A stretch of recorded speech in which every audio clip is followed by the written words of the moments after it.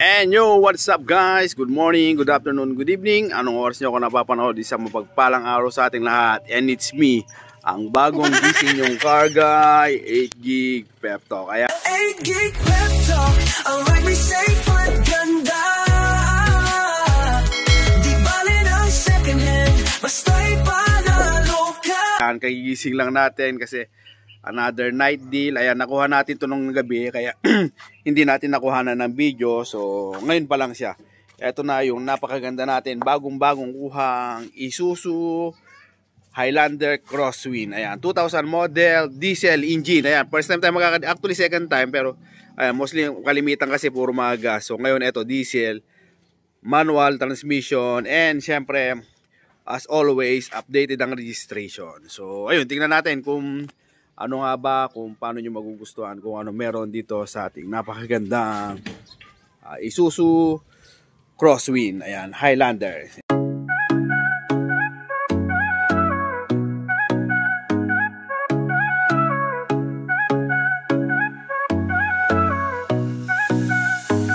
May pangarap kang sasakyan, tara dito na sa 8GB Pep Talk. Sigurado walang kaba, quality second hand, parang bago sa tingin. Sa bawat ride mo kami nasa likod din. Di kailangan ng bago, basta maayos, maingat. Kasama mo kami sa bawat hakbang. Mapakalsada o trip sa malayo, dito sigurado wala kang talo. Sa 8GB Pep Talk, ang ride may safe at ganda.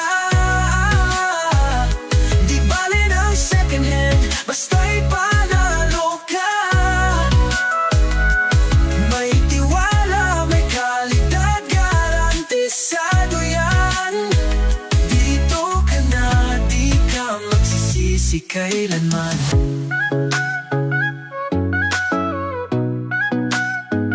Buy and sell, mabilis, walang hassle sa'yo.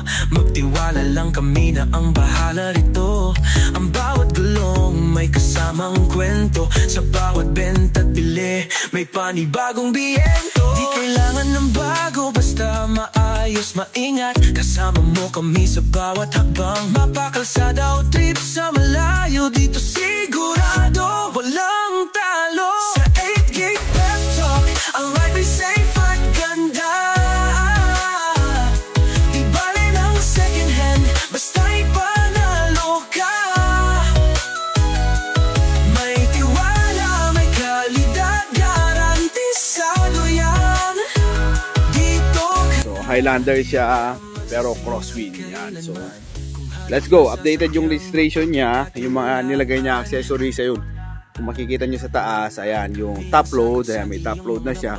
At syempre, ang pambansang accessories, rain gutter. Ayan, ang issue, ayan, yung gulong, syempre, ano pa ba yung hahanapin nyo? As usual, pagka tayo, ayan, siguradong makakapal yan. Chinek natin yan kasi yan talaga yung priority natin. Syempre, step board, ayan, nakalagay yung step board nya. Tapos, eto, top load. Ayan, tapos step board ulit sa likod. Yan. So ayan yung mga accessories na nilagay niya. Ang issue, may mga konting issue sa paint. Ayan, nagkaroon daw siya ng ano, pero tolerable naman. Ayan, nilagay niya ng, nakalimutan nila nung hindi raw masyado siya marunong, nilagay niya yung brake fluid dyan, tumulo. So ayan, ganyan yan yung naging issue niya. Ayan. Sa paint siguro kung mga ano, mga 70% presentable siya, may mga ayan, may mga konting problema. Ayan, siguro ito malamang sa malamang bumangga, pero slide bangga lang naman o kaya may tinamaan. Kasi kung talagang ano yan, warak talaga yan. May konting sumagi lang yan, nasa agi. Fog light working siya. Eto, papalitan kanina ni AirPod. Napakailaman niya, nagkamali, pero huwag kayong mag-alala pagka binili niyo yan. Ayusin natin. Wala nang ganyan yan. Wala na siyang si sticker, pero sa lahat, pangkalatan, to sa sasakyan na ito is goods na goods naman at okay na okay, ready na for long drive. At ito pa pala yung ano niya, sa may wiper nagbubuga, kulay blue yan pagkagabi. Yan, kagabi maganda yan. Tapos tignan natin sa loob.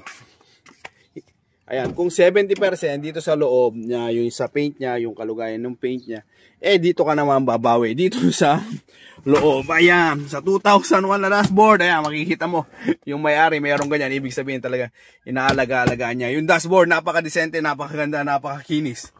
Ayan o, wala ka talaga masasabi. Goods na goods. Tapos, yung manibela, naka-aftermarket siya na Momo Italy. Ayan, napakaganda. Ang mileage nito is nasa 180 plus. Ayan. Tapos yung headliner, ayan kasama ng ilaw, working lahat. So napakaganda, napakaayos. Goods na goods. Okay, pati yung mga sidings niya, ayan. Yung upuan niya, naka-leather, okay naman. So ayan.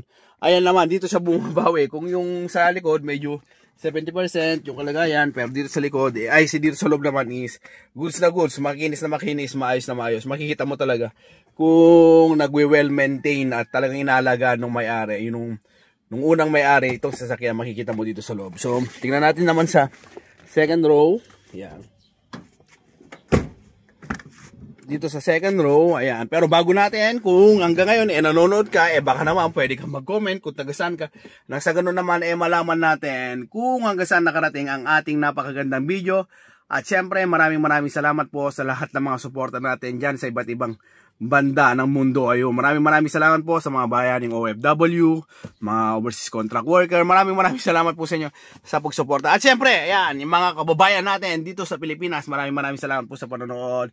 Ayun, sana balang araw yung mga kailangan nyo, pinapangarap yung sasakyan, maging parte ako at ako makapagbigay ng mga sasakyan na ginugusto nyo. So, ayun, dito sa gitna, second row, ayan, napakaganda, may accessories siya na lagayan ng ayan, kung ano-ano mga gusto mong during, kunyari, long ride, ayan, kasama mo, siyempre, pang pamilya to, kasama yung pamilya mo, ayan, medyo mas komportable ka ng konti. All manual pala siya, ayan, manual. Pero, ayan, okay, napakakinis, napakaganda. Napakaganda ng cushion nitong, yung mga foam nitong leather na nilagay. So, napakaganda. Ayan, dito naman sa likod, ayan, working yung mga ilaw niya, ayan, pagkabukas mo is automatic. Pero pag sara natin, ayan, automatic, mamamatay din lahat. So, ito naman yung maganda sa compare kay Adventure, kay Revo, at saka kay Crosswind. Ito naman yung maganda. So, meron siyang aircon sa harap, meron siyang aircon dito sa pangalawa, ayan. At, syempre, tingnan natin sa likod, ayan. Dito tayo sa likod. Ayan, dito sa likod, ito yung kagandahan niya. Meron din, so, kumbaga hindi lang yung tulad ng mga Adventure at Revo na nandiyan lang sa gitna.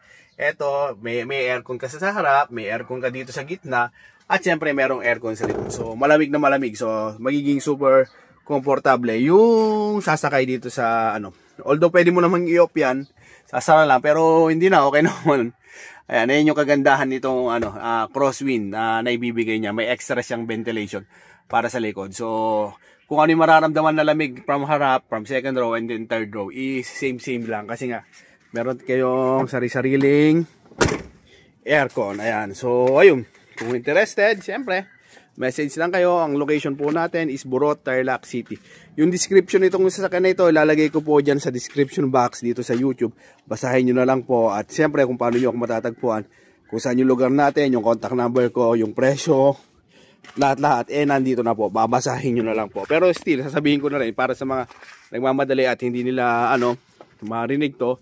So, ayun, ang price po nito is 205, very much negotiable. 2001, Isuzu Crosswind Highlander, ayan, 2001, updated yung registration niya, mapapasok nitong March.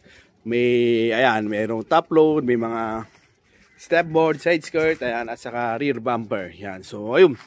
Kung interested, pag light working. So, kung interested, message lang or pwede nyo akong i-visit anytime. So, muli, ang yung likod, 8GB Pep Talk, nagpapaalala na pagkabibili ng second hand car, mas mainam na kumuha tayo ng mekaniko para makasigurado tayo sa sakyang binibili natin at mawala yung mga agam-agam natin. So, ayun, ganito na lang tayo mga Pep Talk. God bless everyone, mabuhay ka hanggang gusto mo. See you on my next vlog. Bye-bye. Yung mga naghahanap ng mga 7-seaters, eto na yung mabilisan. Kunin nyo na bago makuha ng iba. Bye-bye.